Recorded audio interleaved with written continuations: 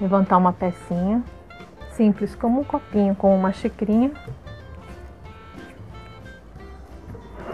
Na verdade, eu tive a ideia de fazer um maior para fazer as abelhas com abelha social. Aí eu fiz, falei assim, se eu fizer uma menorzinha, será que dá certo também? Porque tem umas abelhas muito pequenininhas que eu falei assim, de repente eu consigo atrair abelha menor, não tão grande. E essa foi a ideia de fazer com cerâmica ao invés de fazer com madeira. As pessoas que cuidam, que tratam, que criam as abelhas, a maioria delas são caixinhas feitas de madeira. E madeira eu trabalho muito pouco, quase nada, mas se eu usar cerâmica, elas devem vir. Essa é a técnica antiga, comum, simples. Um toninho e rolinhos, técnica de rolete. Então a gente vai levantando a peça com roletinhos.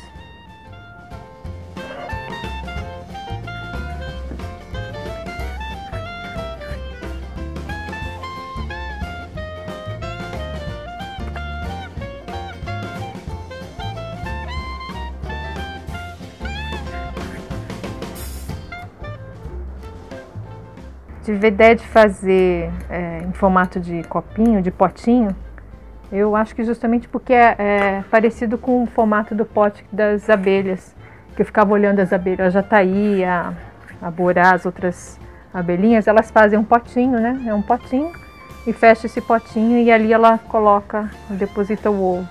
E se eu fizer um semelhante, só que um pouquinho maior, para ver se o formato atrai. O formato, não estava nem pensando ainda na cerâmica em si, mas eu estava pensando mais na forma.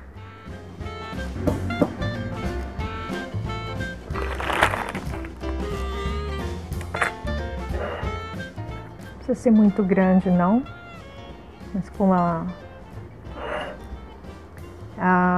abelha que costuma aparecer aqui, que é chamada euglossa, ela não é solitária, né? Ela vive, geralmente são 2 ou 3 abelhas fêmeas que vivem juntas. Então, de observar, se a gente fizer um pouquinho maior, com um pouco mais de espaço, a gente pode ter a oportunidade de ver, assistir mais do que uma abelha trabalhando lá dentro.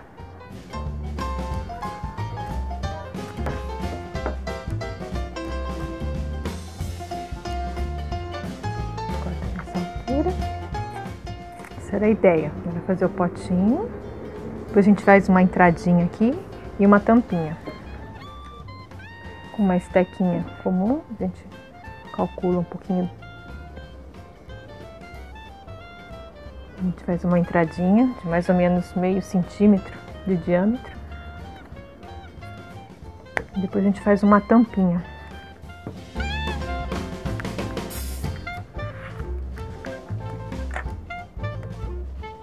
Um pouco maior para fechar. A gente aguarda agora a peça secar e depois que ela secar, ela vai para o forno. Se a gente tiver a primeira queima só, que é no biscoito, 900 graus, que já é o suficiente se a gente quiser atrair a abelha. Pode fazer em alta? Pode. Tem necessidade? É a única condição? Não. Abertura. Nesse caso, eu passei um atrativo que é feito com óleo de cozinha misturado com cera de abelha jataí, cera de abelha nativa. Mistura, forma uma pastinha e a gente coloca aqui dentro. Precisa do atrativo?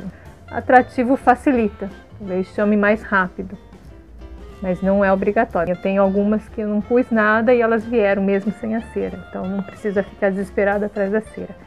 Eu quero fazer em alta temperatura, que eu acho bonito, eu quero passar um esmalte, eu quero que ela fique mais resistente. Se ela tomar mais chuva, também tem menos problema do que essa daqui. Essa aqui ainda tem porosidade, se tomar muita água, muita chuva, pode dar um bolorzinho, um funguinho. Então a gente pega a peça e faz em alta temperatura também. Se quiser passar esmalte, tudo bem, se não quiser deixá-la sem esmalte também não, é uma questão agora de estética o esmalte. A queima em alta, sim, a peça fica mais resistente. Então você pode deixar ela no tempo. Mas no caso da abelha, é legal a gente colocar ela sempre em lugar coberto, né? A gente não deixa ela exposta muito tempo ao sol. Mesma coisa, o furinho. Essa aqui não tem atrativo ainda. Mas se quiser a gente põe com um funilzinho aqui, a gente coloca o mesmo atrativo ou não. A diferença é que essa a gente não vai ter como observar se a abelha está lá dentro ou não. Como que a gente percebe que ela está lá dentro? Porque ela veda, a abelha toda vez ela entra, no caso da euglossa, ela entra, sai o dia inteiro e no finalzinho do dia, quando ela termina de fazer todo o trabalho externo, ela veda. Então ela usa uma resininha escurinha e fecha. Então a gente bate o olho e vê, fala, acabou o dia dela hoje. Ela vem lá e fecha a entradinha da casinha dela. Nessas aqui a gente vai perceber que ela entrou porque no final do dia vai estar fechado. E vai dar para olhar? Não, não vai dar para olhar. Ela vai ficar quietinha lá. Vai deixar ela lá, trabalhando, cuidando da maternidade dela. O próximo passo foi espalhar então os potinhos. Coloquei primeiro nas prateleiras, nos lugares cobertos. E aí ao longo do tempo a gente vai ficando mais curiosa e ficando mais óbvia, né? Essa aqui é uma de corissandra, um gengibre azul. E aqui eu via sempre a euglossa. Ela vem, quando está aberta, ela vem para coletar néctar dessa florzinha. E eu tinha aqui uma casinha de correio. E eu falei assim, se eu puser um potinho aqui, bem na frente da comida dela, quem sabe ela venha. E veio. Então a gente tem aqui um potinho com a entradinha já vedada. Então eu sei que tem o meu gloss ali dentro. Olha só. Vou pedir uma licencinha aqui para ela, para a gente poder abrir. Olha lá. Dá para ver?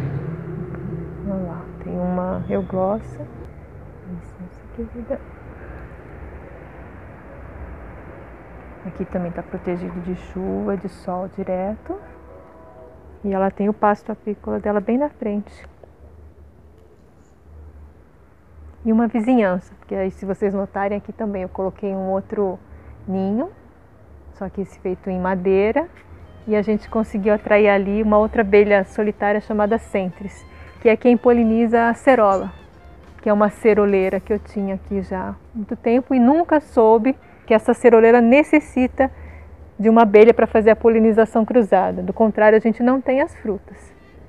E aí o resultado do trabalho das Centris. Elas polinizam e procuram os ninhos. Então a importância de a gente ter esses ninhos aqui perto, do lado delas. Eu tenho sempre fruta, elas têm sempre local para estar nidificando e a gente faz parte desse ciclo. A primeira peça que eu fiz, eu acho, ela tá ali. A gente pode pegar e dar uma olhadinha, mostrar para vocês. Eu coloquei tudo aqui pertinho de onde eu trabalho, para tê-las aqui do lado. Eu nem sabia que viria. Mas ó, essa daqui tá queimada em baixa. E aqui que eu vi, acho que a primeira, o gloss entrar. Dá pra ver, né? Tem os ninhos, ela faz os casulinhos, os potinhos.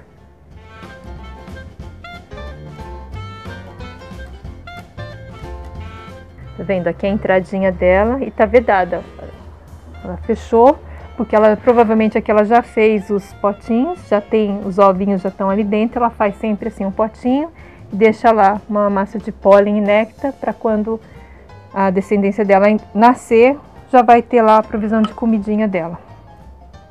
Geralmente essas abelhas, a mãe não tem contato com os filhos, né? O tempo de vida dela é essa, ela vem, faz os potinhos, deposita os ovos, espera amadurecer e sai. E aí a outra, as filhas ou os filhos nascem e começa tudo de novo. E geralmente eles voltam, por isso que o pote é legal, você deixar essa cerâmica aqui, porque elas voltam, as fêmeas voltam e nidificam novamente aqui no local onde elas nasceram. Então a gente tem várias gerações. Esse pote já deve ter um pouco mais de um ano e sempre ocupado. Então sempre tem uma euglossa aqui morando. Na verdade aqui já é uma moradia fixa dessa euglossa. Abelhas nativas, são abelhas que a gente encontra aqui, que eu encontrei aqui nesse espaço no jardim. Então a vantagem da gente poder fazer isso é espalhar. Geralmente a gente tem um jardim e nesse jardim já existem as abelhas. O que a gente faz é só uma ajudazinha, né? A gente pode estar oferecendo mais abrigos para elas. Então, quanto mais a gente puder estar proporcionando, a gente ajuda, a gente facilita nesse passo. E também para quem, acho que é ceramista, para quem gosta de criar, é um ato duplo prazeroso. A gente faz e tem uma utilidade, né? Ela vai ter um destino muito bonito. E é isso.